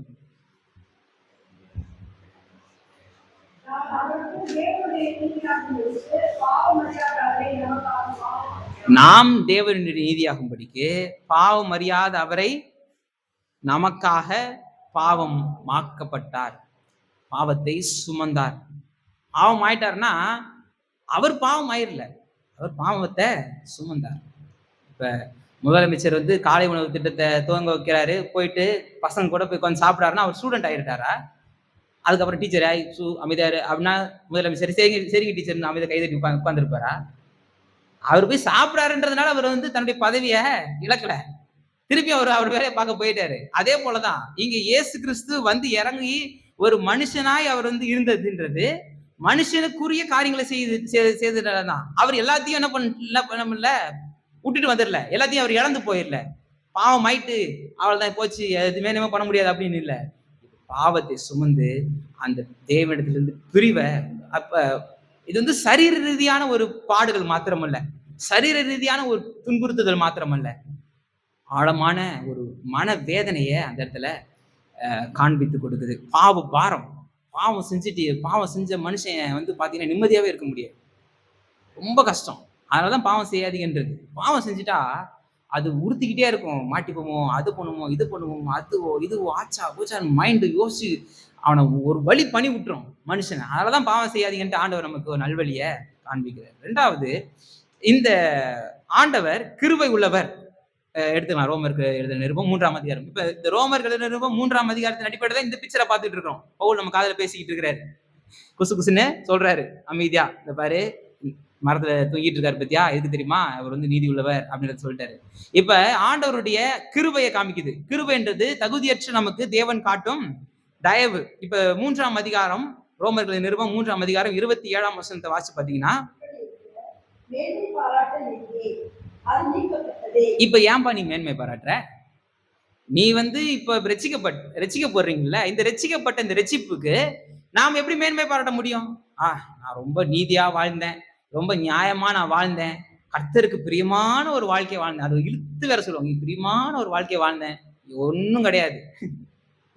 ஒரு செயலும் உங்களை நீதிமானாக்காது. தேவனுடைய நீதிக்கு ஈக்குவலா உங்களை எதுவுமே மாற்றாது. அதான் எல்லாரும் பாவம் செய்து தேவ மகிமை அற்றவர்களாகி அப்படின்ட்டு இந்த கொஞ்சம் முன்னாடி 3ஆம் அதிகாரத்துல சொல்றாரு. எல்லாரும் ஒருத்தம் கூட கிடையாது, நன்மை செய்கிறவன் இல்லை, ஒருவனாகிலும் இல்லைன்ட்டு சொல்லிட்டு தான் இப்ப சொல்றாரு. இப்ப மேன்மை, இப்ப நீ ரட்சிக்கப்பட்டுட்ட, நீதிமான் ஆயிட்ட. இது எதனால நடந்துச்சுன்னா அவருடைய கிருபையினாலதான். ஹெசத், இந்த 107ஆம் சங்கீதத்துல எல்லாம் பாத்தீங்கன்னா அந்த ஹெசத்ன்ற வார்த்தை மறுபடியும் மறுபடியும் திரும்ப திரும்ப வந்துகிட்டே இருக்கு. இன்னும் ஃபர்ஸ்ட் இதை முடிச்சிருவோம். எபேசியருக்கு வந்துருவோம். எபேசியருக்கு வாங்க. எபேசியருக்கு நிருபம் 2ஆம் அதிகாரம் 8-9 வாசிச்சு பாருங்க. கிருபையினாலே விசுவாசத்தை கொண்டு ரட்சிக்கப்பட்டீர்கள், இது உங்களால் உண்டானதல்ல, இது தேவனுடைய ஈவு. தகுதியற்ற நமக்கு தேவன் காட்டின தயவு, ஈவு. நமக்கு கர்த்தர் கொடுத்த கொடை இந்த ரட்சிப்புன்றது. அதனால மேன்மை பாராட்டல் எங்கேன்னு கேட்கிறாரு. இப்ப நீ மேன்மை பாராட்டிக்கிட்டு இருக்காத, நான் கிறிஸ்தவன், அப்படி இப்படி என்ன மேன்மை பாராட்ட முடியும்? அதாவது ஆண்டவருடைய பிள்ளைன்ற சந்தோஷம் இருக்குதே தவிர இதை நம்ம ஏர்ன் பண்ணல, சம்பாதித்துக்கல. நமக்கு கிருபையாய் கர்த்தர் கொடுத்திருக்க இந்த ரட்சிப்புன்றது கர்த்தர் நமக்கு கொடுத்த கிருபை. அப்ப கல்வாரி காட்சி நமக்கு என்ன காமிக்குது? அவருடைய நீதி, கர்த்தர் எவ்வளவு நீதி உள்ளவர்னு காமிக்குது. இந்த நீதி உள்ள கர்த்தர் எவ்வளவு கிருபை உள்ளவர்ன்றதை காமிக்குதா? புரியுதா? இப்ப இந்த ஆண்டவர் நீதி உள்ளவர்ன்றது உங்களுக்கு புரியுதா? இந்த ஆண்டவர் கிருபை உள்ளவர்ன்றது உங்களுக்கு புரியுதா? நம்ம கிருபைன்றது சிலதுல இன்னைக்கு இந்த ஹைப்பர் கிரேஸ்ன்ற ஒரு டீச்சிங் வந்துருச்சு இந்த காலகட்டத்துல. இந்த ஹைப்பர் கிரேஸ்ல என்ன சொல்றாங்க? கிருபைனா என்ன?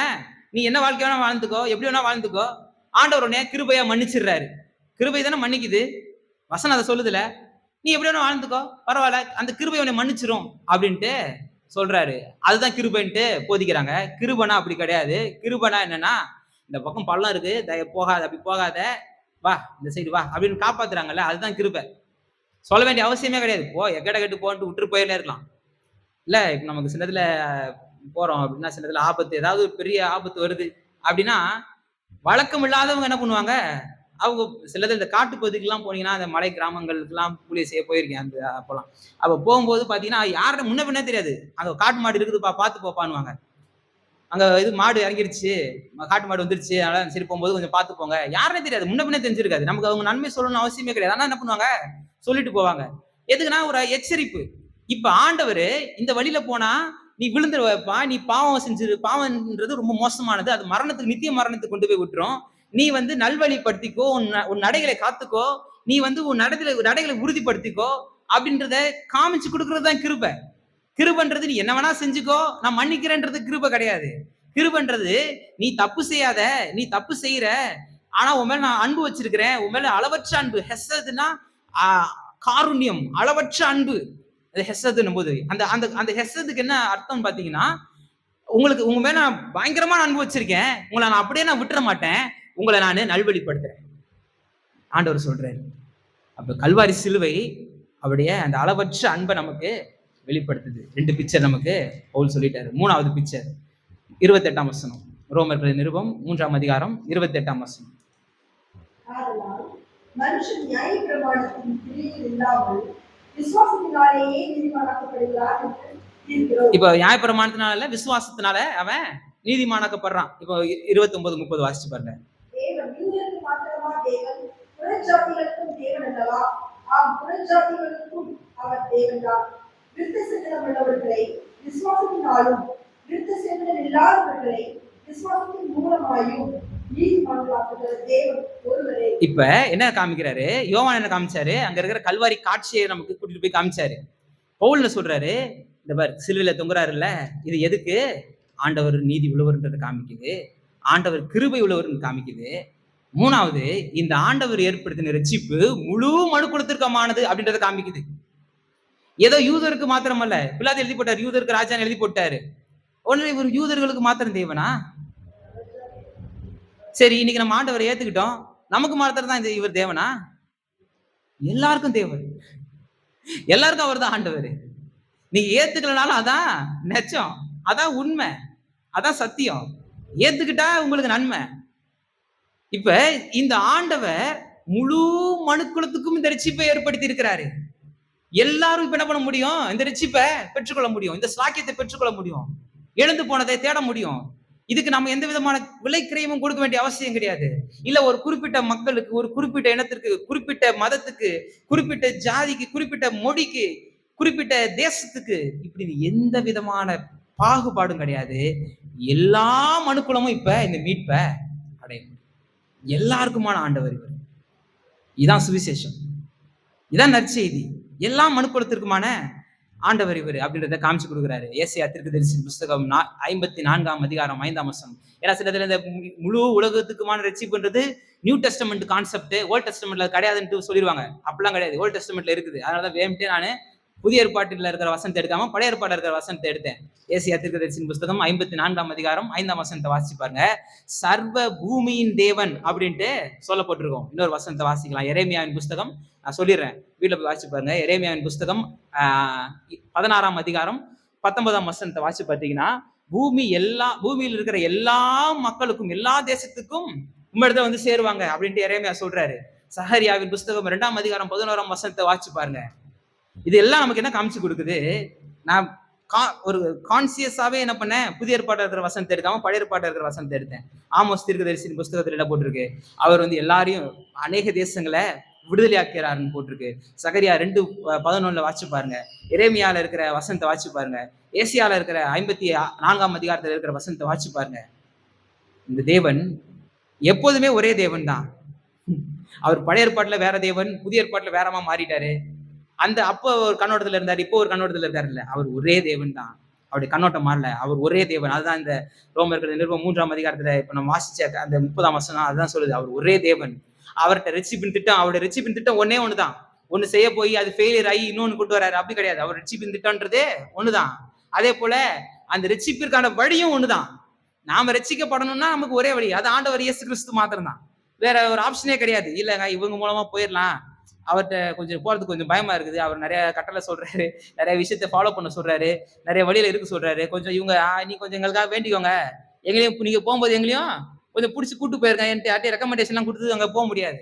அவன் தன்னுடைய ஆத்துமாக்கு உத்தரவாதம் இது பண்ணணும். இப்ப நான் வந்து யாரையும் என்ன பண்ண முடியாது, கூட்டிட்டு போக முடியாது. இந்த சைடு போங்கன்னு காமிச்சு கொடுக்க முடியும். நான் போறதுதான் நான் என்ன பண்ண முடியும், பார்க்க முடியும். நான் போறதை நான் உறுதிப்படுத்திக்கணும். இல்ல என்னுடைய வாழ்க்கையை நான் போறதை என்ன பண்ணணும், உறுதிப்படுத்திக்கணும். இல்ல நான் போறதே அப்படி இருக்கும் பொழுது இல்ல நீங்க உங்களை நான் கூட்டு போயிறேன் தைரியமா இருங்க அப்படின்னு நான் சொல்லனா நான் போய் சொல்றேன்னு அர்த்தம். நான் அப்படி சொல்லவே மாட்டேன். நான் அப்படி கூட்டு போவேன் நம்பாதீங்க, கண்டே கூட்டு போக மாட்டேன். போற வழியை தான் காமிப்பேன். பரலோகத்துக்கு போற வழியை காமிச்சு கொடுக்குறது தான் என் வேலையை தவிர, நீங்க எப்படி வேணா வாழ்ந்துக்கோங்க, என்ன வேணா இருந்துக்கோங்க, வாங்க உங்களை நான் போகும்போது ஒரு வண்டி பிடிச்சி நான் கூட்டு போயிடுறேன் வாங்கட்டு அப்படிலாம் கூட்டு போக முடியாது. ஒரு மனுஷன் ஒரு மனுஷன் அப்படி செய்ய முடியாது. காமிச்சு கொடுக்க முடியும். என்ன பண்ண முடியும், இந்த இதான்ப்பா வழி அப்படிதான் காமிச்சு கொடுக்க முடியும். பழைய ஏற்பாட்டின் பரிசுத்தவான்களும் சரி, ஆதி அப்போஸ்தலரும் சரி, அவங்களுக்கு நமக்கு காமிச்சு கொடுக்குறாங்க. சின்னப்பரே கொஞ்சம் எங்களையும் கொஞ்சம் போகும்போது கொஞ்சம் அப்படியே கூட்டிட்டு போயிருங்கன்ட்டு பவுலை பார்த்து நம்ம கேட்க முடியாது. பேதுருவே நீர் கொஞ்சம் மீன் பிடிக்கிறதுல எக்ஸ்பர்ட், நான் உங்களுக்கு நிறைய ஹெல்ப் பண்றேன், என்னமோ நம்ம எதுவுமே செய்ய முடியாது. எந்த ஐஸ் வச்சுலாம் இந்த காரியம்லாம் ஆகாது. நமக்கு வழி காமிக்கப்படுது, அந்த வழியில நம்ம நடக்கணும். ஆனா இது எல்லாருக்குமான ரட்சிப்பு. சர்வ பூமியும் ரட்சிக்கப்பட முடியும் அப்படின்றது நமக்கு இந்த இடத்துல காண்பித்து கொடுக்கப்படுது. 8ஆம் அதிகாரம் ரோமர்கள் நிருபம் 8ஆம் அதிகாரம் 20ஆம் வசனம் சொல்லுது பாருங்க. சிருஷ்டியாது அழிவுக்குரியது அடிமைத்தனத்திற்கு விடுதலையாக்கப்பட்டு தேவனுடைய பிள்ளைகளுக்குரிய மகிமையான சுயாதீனத்தை பெற்றுக்கொள்ளும் என்ற நம்பிக்கையோட. சாரி, 3ஆம் அதிகாரம் 20ஆம் வசனம். 3:8 மாதிரி தெரியுது. அந்த பாவத்தை அறிகிற அறிவு நியாயப்பிரமாணத்தினால் வருகிறபடியால் எந்த மனுஷனும் நியாயப்பிரமாணத்தின் கிரியைகளினாலே தேவனுக்கு முன்பாக நீதிமானாக்கப்படுவதில்லை. எந்த மனுஷனும் நியாயப்பிரமாணத்தினால நீதிமானாகிறது அவருடைய கிருபையினாலதான் நீதிமானாக்கப்படுது. சரியா, புரியுதா? அப்ப 3 பிக்சர் நமக்கு தெரியுது. ஒண்ணு, பவுல் இப்ப காதுல சொல்றது நமக்கு, ஏன் சிலுவையை தொங்கிக்கிட்டு இருக்கிறாரு, சிலுவை தொங்குறத காட்சியை பார்த்துட்டோம். ஏன் இந்த ஆண்டவர் சிலுவையில தொங்குறாரு, தேவன் நீதி உள்ளவர்ன்றதை காமிக்குது. அவர் தன்னுடைய வார்த்தையை சொல்றதுக்காக அவர் நிறைவேற்ற அவர் வல்லவர்ன்றதை காமிக்குது. அவர் கிருபை உள்ளவர்ன்றதை காமிக்குது. 3வது, நாம எல்லாரும் போகணும். எங்க இருந்து வரீங்க? நான் இந்தியால இருந்து வரேன். நான் வந்து தர்சு பட்டணத்து யூதன், நீ எங்க தமிழ்நாட்டுல இருந்து வரியா? நம்ம 2 பேரும் ஆண்டவர் ஒருத்தர் தான், நம்ம 2 பேருக்கு இவர் தான் ஆண்டவர், வா அப்படின்னு காமிச்சு கொடுக்குறாரு. எல்லா மனுஷரும் இவர் மூலமா இந்த ரட்சிப்பை அடைய முடியும் அப்படின்ற சத்தியத்தை நமக்கு இந்த ஆண்டவர் காமிச்சு கொடுக்குறாரு. கடைசி 4வது, கொஞ்சம் மூச்சு விட்டுக்கலாம். அப்பாடா இன்னொரு 5 நிமிஷத்துல முடிச்சிருவான்ப்பா அப்படின்ட்டு கொஞ்சம் ரிலாக்ஸ் ஆகிக்கோங்க. இன்னும் ஒன்னே ஒன்று தான்.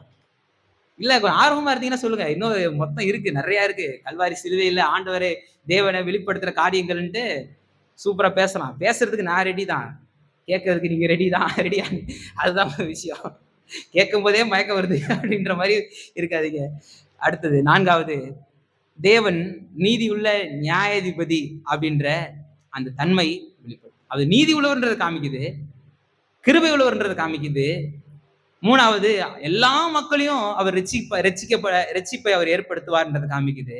இதன் அடிப்படையில, அதாவது நான் வந்து இந்த 3ஆம் அதிகாரம் ரோமர் 3:20 31 21 31 இந்த ஒரு அடிப்படையில தான் நான் பேசிக்கிட்டு இருக்கிறேன். 4வது என்ன காமிக்குது, இந்த தேவன் நீதி உள்ள நியாயாதிபதி அப்படின்றத காண்பிக்குது. கடைசி அந்த 30 31 வசனங்களை வாசிச்சு பாருங்க. ரோமர் 3:31. அப்படியானால் விசுவாசத்தினாலே நியாயப்பிரமாணத்தை அவமாக்குகிறோமா? அப்படி அல்ல, நியாயப்பிரமாணத்தை நிறைவேற்றுகிறோமே. இப்ப மாறாத அவருடைய நிலைத்தன்மை காண்பிக்குது. அவர் ஒண்ணு செய்வாரு, தப்பா போச்சுன்னா வேற ஒண்ணு செய்வார். நம்ம அப்படித்தானே செய்வோம், அது தப்பும் கிடையாது. செய்யறது கொஞ்சம் தப்பு அப்படின்னு தெரியும் போதே நம்ம என்ன பண்ணணும், ஸ்டாப் பண்ணிட்டு சரி செய்ய பார்க்கணும். இது மாதிரி ஆண்டவர் ஒரு விஷயத்த செய்ய போக அது வேற மாதிரி திருப்பிக்கிட்டு போயிடுச்சு, அதனால அவர் வேற ஒரு பிளான் போட்டாருன்னு கிடையாது. அவர் போட்ட பிளான் ஒண்ணுதான், அது அவரு முழுவதுமா அவர் என்ன பண்றாரு, நிறைவேற்றுறாரு. அவருடைய அந்த மாறாத நிலைத்தன்மையை காமிக்குது, மாறாத நிலைத்தன்மையை காண்பிக்குது. இந்த ஆண்டவருடைய மாறாத நிலைத்தன்மையை இந்த வசனம் காண்பிக்குது, இந்த சத்தியம் நமக்கு காண்பிக்குது. இந்த இந்த சிலுவை கல்வாரி காட்சி நமக்கு காண்பித்து கொடுக்குது. சரியா? மாறாத நிலைத்தன்மை. அவர் நேற்றும் இன்றும் என்றும் மாறாதவர். பாவத்தின் சம்பளம் மரணம், ரத்தம் சிந்துதல் இல்லாமல் பாவம் மன்னிப்பு இல்லை. இது இந்த கல்வாரி காட்சி என்ன பண்ணுது, காண்பிக்குது.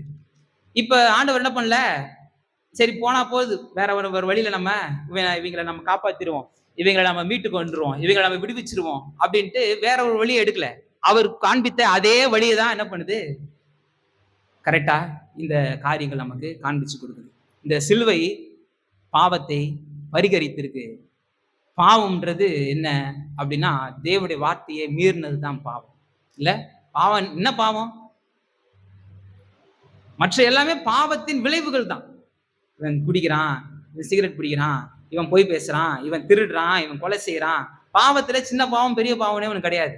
இப்ப நம்ம இங்க இருந்து பாக்குறோம், எல்லாரும் எந்திரிச்சு நீங்க நில்லுங்க அப்படின் போது நமக்கு ஒரு ஏற்றத்தாழ்வு தெரியுது. ஒருத்தர் உயரமா இருக்கிறாங்க, ஒருத்தர் குள்ளமா இருக்கிறாங்க. இப்படி இந்த ஏற்றத்தாழ்வு இந்த பார்வையில நமக்கு கிடைக்குது. ஒரு 10 மாடி பில்டிங்ல இருந்து பார்த்தா எப்படி தெரியும், எல்லாம் மண்டையா தெரியும். நம்ம எல்லாருக்குமே ஒரே மாதிரி தான் தெரியும். இவ பாவம்ன்றது நம்முடைய கண்ணோட்டத்துல என்ன சொல்றோம், இவன் பெருசு, இவன் பெரிய பாவி, இவன் குட்டி பாவி, இவன் வந்து நிறைய பாவம் செஞ்சுட்டான், இவன் கொஞ்சம் பாவம் செஞ்சுட்டான் அப்படின்ட்டு நம்ம தீர்க்கிறோம். ஆனா தேவனுடைய பார்வையில பாவம்ன்றது எல்லாமே ஒண்ணுதான். இதுதான், இந்த சின்ன விஷயம் தாங்க செஞ்சேன், ஒரு சின்ன விஷயம், சாதாரண விஷயம் அப்படிலாம் கிடையாது. கொஞ்ச நாளும் பாவம் தான். அவர் வந்து எவ்வளவு வேணும், கொஞ்சம் கூட இருள் இல்லாத தேவன், எல்லா பரிசுத்தத்திற்கு காரணர் அவர், நீதி உள்ள நியாயாதிபதியா இந்த தேவன் இருக்கிறாரு. சரியா?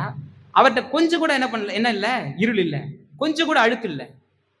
பாவன்றதுல அவர்கிட்ட பெருசு சின்னதுன்ற வேறுபாடே கிடையாது. எல்லாரும் பாவம் செஞ்சு பாவிகள் தான் அவருடைய பார்வையில, அந்த அந்த கண்ணோட்டத்துல அவருடைய பரிசுத்தத்துக்கு நேராய் பார்க்கும்போது. அப்ப இந்த பாவத்தை கொடுத்தது என்ன, தேவனுடைய வார்த்தையை மீறினதுதான் பாவம். தேவனுடைய பிரசன்னத்துல அந்த முதலாவது மனிதனை சேர விடாம இருந்தது என்ன, தேவனுடைய வார்த்தை தான். அவர் சொல்லிட்டாரு, நீ புசிக்கும் நாளிலே சாவே சாவாய். ஆவிக்குரிய மரணம் அந்த நேரத்துல உண்டாயிருச்சு. இப்ப சுடரொளி பட்டயம் வைக்கப்பட்டிருக்கு. வேத வசனம் இருபுறமும் கருப்புள்ள பட்டயம் அப்படின்ட்டு வேத வசனத்தை குறித்து போடப்பட்டிருக்கு. அப்ப வேத வசன அந்த தேவ வார்த்தையை மீறினதுதான் பாவம். இந்த தேவ வார்த்தை என்ன பண்ணுச்சு, தேவனுடைய பிரசனத்திற்கு உள்ளாக இந்த மனுஷனை சேர விடாம பாத்துக்குச்சு, சுடரொளி பட்டயமா. இப்ப இந்த தேவனுடைய வார்த்தையே நமக்கு வழியை ஏற்படுத்தியது. வார்த்தை மாம்சமாகி கிருபையினாலும் சத்தியத்தினாலும் நிறைந்தவராய் நமக்குள்ள அவரு வாசம் செய்கிறார். இப்ப நமக்கு ஒரு பெரிய ஒரு மீட்பை, பெரிய விடுதலைய, பெரிய இந்த ரட்சிப்பின் திட்டத்தை இந்த வார்த்தை நமக்கு உண்டாக்கியிருக்கு. எபேசியர் நிருபம் 2ஆம் அதிகாரம் 10ஆம் வசனத்தை வாசிச்சு பாருங்க. எதுக்கு நம்ம ரட்சிக்கப்பட்டோம், எதுக்கு நம்ம மீட்கப்பட்டோம் அப்படின்ற ஒரு பெரிய தெளிவு நமக்கு இந்த இடத்துல இந்த வசனம் நமக்கு கொடுக்குது பாருங்க. எபேசியர் 2:10.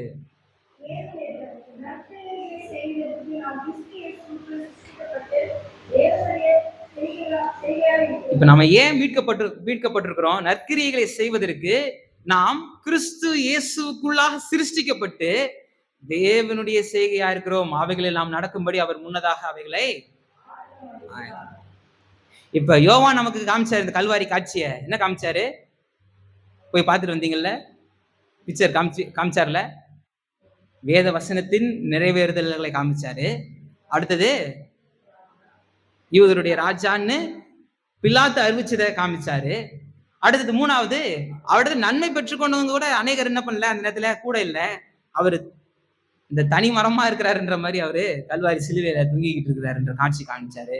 நான்காவது, அவர் கைகள் கட்டப்பட்ட இருக ஸ்டாப் பண்ணப்பட்டு நிலையில அவர் ஒண்ணும் செய்ய முடியாமலாம் இல்ல. அந்த நேரத்திலையும் ஒரு மனுஷனாலும் செய்ய முடியாத பலத்த பராக்கிரமமான காரியமான தன்னுடைய ஜீவனை விடுறது என்ற அதிகாரத்தை அவர் காமிக்கிறாரு அப்படின்ற பிக்சரை யோவான் கூட்டு போய் காமிச்சாரு. இப்ப இதனுடைய ஆவிக்குரிய அர்த்தத்தை அப்போஸ்தலனாகிய பவுல் நமக்கு நம்முடைய கண்களை திறந்து காமிச்சு கொடுத்திருக்கிறாரு. என்ன, இந்த தேவன் யாரு, இவர் எப்படிப்பட்டவர், இவர் எவ்வளவு பரிசுத்தர், எவ்வளவு நீதி உள்ளவர், இவர் எந்த அளவுக்கு இவர் எப்படிப்பட்ட தேவன் அப்படின்ற இவருடைய ஆட்ரிபியூட்ஸ், இவருடைய குணாதிசயங்களை, கேரக்டர்ஸை காமிச்சு கொடுக்கிறாரு. இந்த தேவன் நீதி உள்ளவர்ன்றதை காமிக்கிறாரு ரோமர் நிருபம் 3ஆம் அதிகாரத்தின் அடிப்படையில. இரண்டாவது, இந்த தேவன் கிருபை உள்ளவர்ன்றதை காண்பிக்கிறாரு. மூணாவது, இந்த தேவன் எல்லா மனுஷனுக்கும் ரட்சிப்பை ஏற்படுத்துறவர் அப்படின்றத காமிக்கிறாரு. நான்காவது, கடைசியாக என்ன சொல்லுது, இந்த தேவன் நீதி உள்ள சிலுவை இன்னும் பரிசுத்தத்தை, தேவனுடைய பரிசுத்தத்தை காமிச்சு கொடுக்குது, தேவனுடைய அளவற்ற அன்பை காமிச்சு கொடுக்குது, அவருடைய மன்னிப்பை காமிச்சு கொடுக்குது. இது மாதிரி நிறைய விஷயங்கள் நமக்கு காமிச்சு கொடுக்குது. இருந்தாலும் இந்த அடிப்படையில, இந்த வசனத்தின் அடிப்படையில, ரோமர் 3:21-31 இந்த வசனத்தின் அடிப்படையில 4 காரியங்கள் அப்போஸ்தலனாகிய பவுல் நமக்கு காமிச்சு கொடுக்குறாரு. அப்ப ரெண்டு காட்சியை நீங்க பார்த்திருக்கீங்க. கல்வாரி காட்சியின் மாம்சீகமான காட்சியும் பார்த்தீங்க, லிட்டரலா அந்த சரீரத்துக்கேற்ற ஒரு காட்சியை நீங்க பார்த்தீங்க, அதனுடைய அர்த்தத்தை பார்த்தீங்க. இரண்டாவது, இதனுடைய ஆவிக்குரிய அர்த்தத்தையும் நீங்க பார்த்திருக்கீங்க. இது நிச்சயமா உங்களுடைய வாழ்க்கையில மாற்றத்தை உண்டாக்கும். மாற்றம் உண்டாகுமா? இந்த காட்சியை பார்த்திருக்கோம்ல, இந்த கல்வாரி காட்சி நமக்கு ஒரு பெரிய ஒரு நம்பிக்கை ஏற்படுத்தணும், பெரிய விசுவாசத்தை ஏற்படுத்தணும். எனக்காக எல்லாவற்றையும் செய்ய இந்த ஆண்டவர் வல்லவர், தன்னுடைய ஜீவனை கொடுக்க வல்லவர், எனக்காக தான் கொடுத்திருக்கிறாரு. நாம் எந்த அளவுக்கு விலையேறப்பட்டவர்கள் இல்ல, பர்சனலா எடுத்துக்கோங்க. இந்த ரட்சிப்பை நீங்க பர்சனலா எடுத்துக்கலாம். அந்த உரிமை உங்களுக்கு இருக்கு, எனக்கு இருக்கு, உங்களுக்கு இருக்கு, நமக்கெல்லாம் இருக்கு, எல்லா மனுஷருக்கு இருக்கு.